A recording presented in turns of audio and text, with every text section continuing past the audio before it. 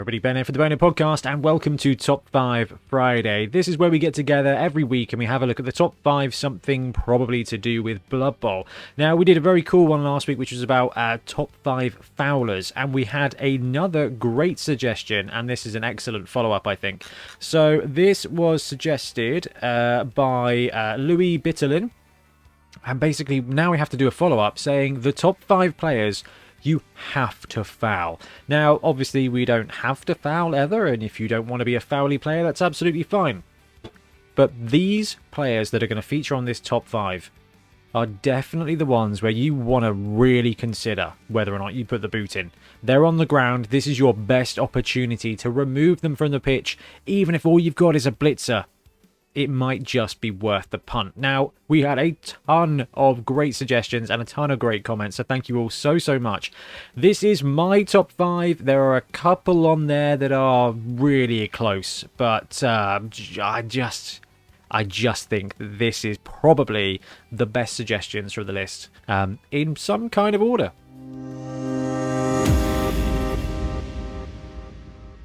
Number 5, it's big guys. All big guys. Big guys of every description. Star player big guys, non-star player big guys, even Minotaurs.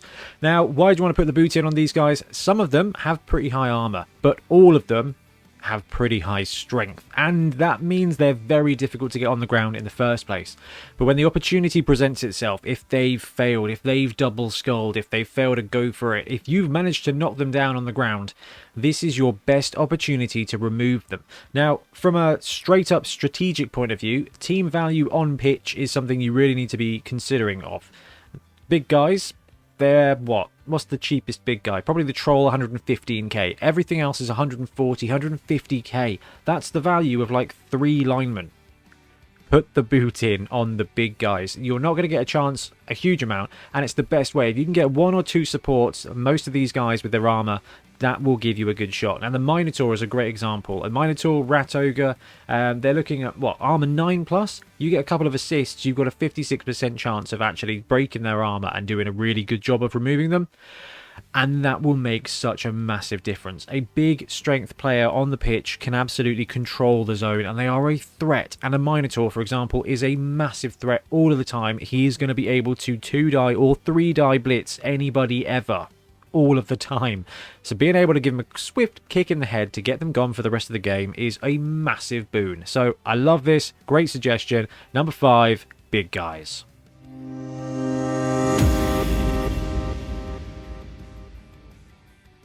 Number 4, it's the Skink. So the Skink player is a scoring threat all of the time. They're Edge 3+, which is great. They're stunty and dodge, which means they're dodging around at speed 8 on a 3+ with a reroll forever. If you've got a bit of prehensile tail, it gets slightly worse, but not by much. So a Skink player is a really difficult one. They're quite vulnerable. They're only strength 2. You've got a good chance to blat them if you hit them. They've got dodge, though, which means they're going to be a bit slippery. And when you do take them out, they've got stunty.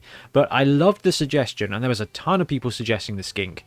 But I think the Skink can also represent low strength catchers. So human catchers, basically your primary scoring threat. The other reason that the Skink is such a good one to highlight in this roster is, let's take the average Lizardman team, right?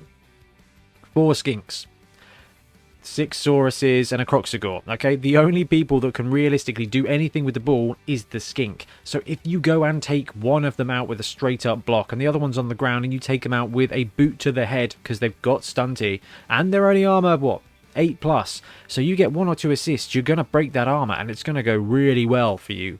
Getting them gone will eliminate the Lizardman team's way of controlling the ball, and this also applies to some other teams as well. So taking out all the Noblars on an Ogre team, taking out all the Goblins on a Black Orc team, there are definitely some ways to kind of line that up, and they're both low strength dodge pieces. And that's the other thing to mention here, is that when you've got a dodge player on the ground, they can't use it to escape, and they're going to try, and if you roll a block on them, that dodge is likely to, keep them alive sometimes. Put the boot in. I love this suggestion. My number 4, the Skink. Number 3 is the Werewolf. Now, we had a load of people flag up the Werewolf, and you know what? I can't disagree. The Werewolf is a very interesting player. I couldn't describe what it does. It's both the blitzer and the runner and the catcher. Movement 8 is massive, okay? And on a necromantic team, they are a scoring threat. They are one of the only scoring threats on the necromantic team. You've got the ghouls and you've got the werewolves. And the werewolf also doubles down to being one, the fastest player, and two, the most dangerous, often because they've got claws and frenzy. So taking the werewolf out removes a great scoring threat, and on a necromantic team they are likely to have up to 4 of them. Okay, maybe 2 ghouls, maybe 2 werewolves. More often than not, and if you've been watching the Bonehead Championship, you can see how how the Midheim Crawlers developed. They won't always have access to all the werewolves. They may just have 1 werewolf, or they've got 2 werewolves and only 1 ghoul. And everything we just said about the skink absolutely applies to the werewolf as well. Removing scoring threats from a team with low agility boosts up just your ability to win the game. The werewolf is fast. It is a scoring threat, a limited scoring threat. And it is a danger to your team as well. Strength 3, Frenzy, Claws. They're going to get block on their first skill. Then they're going to become blodgers. And that becomes star player territory. So I do love this suggestion. And I couldn't disagree more. I couldn't disagree. I just can't disagree. If you get a werewolf on the ground, you got to kick him in the head.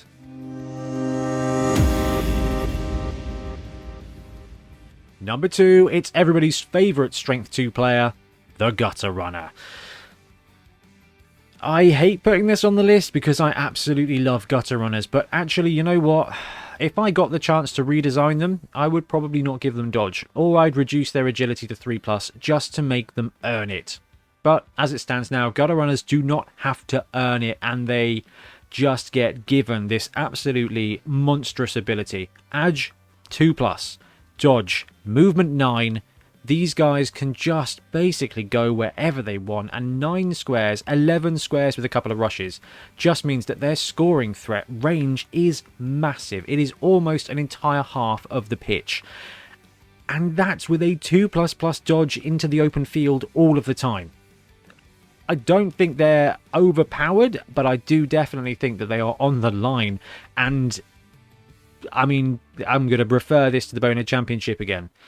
Every time you've seen a Gutter Runner on the ground, the coach, whether it's me playing against them or, you know, Ben or Rich, something playing against them, you take out the Gutter Runner and you try. And actually, you know what? Risking alignment 50k, whatever, to take out a 85k super scorer is brilliant. Now, when it comes to the Skaven team, and this also applies to the Underworld team, there's more than one scoring threat. Okay, you've got the Gutter Runners, but everybody else is Ag 3+. So even if you take out all the Gutter Runners on a Skaven team, the team doesn't definitely not lose its ability to do stuff, but it does massively cap it. And every time you take a Gutter Runner out with a boot to the head, it is very satisfying. So I completely agree with this one. Number 2, the Gutter Runner.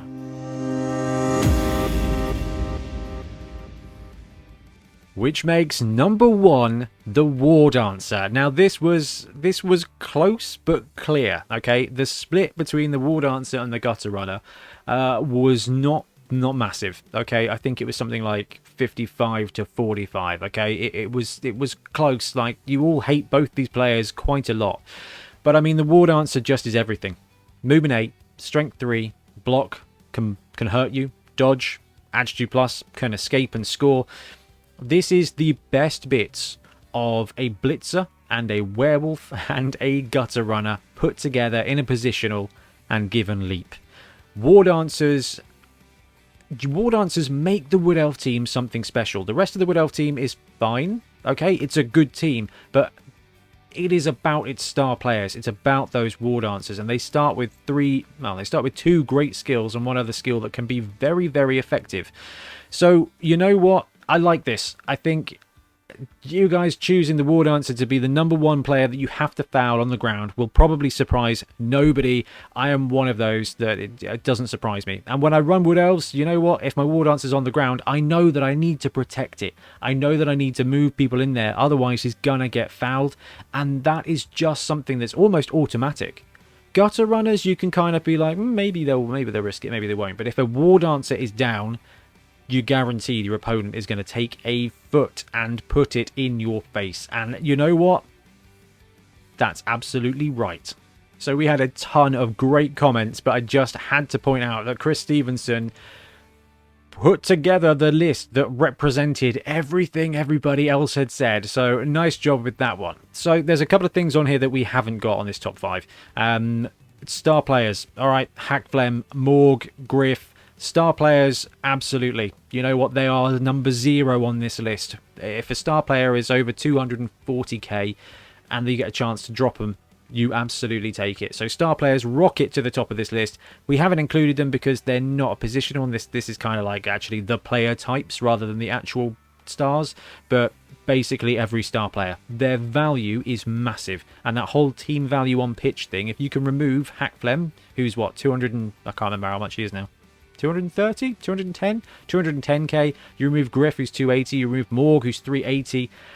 It's so big and it's just irresistible. And there's a couple of other great positionals that were recommended as well. Witch Elves. Do you know what? Witch Elves are up there as well. Their offensive and scoring potential is really massive. And I guess the other thing is the most developed player on your opponent's team is a really good target for a foul. Now, this is where it gets a bit tentative and fouling can be a bit upsetting.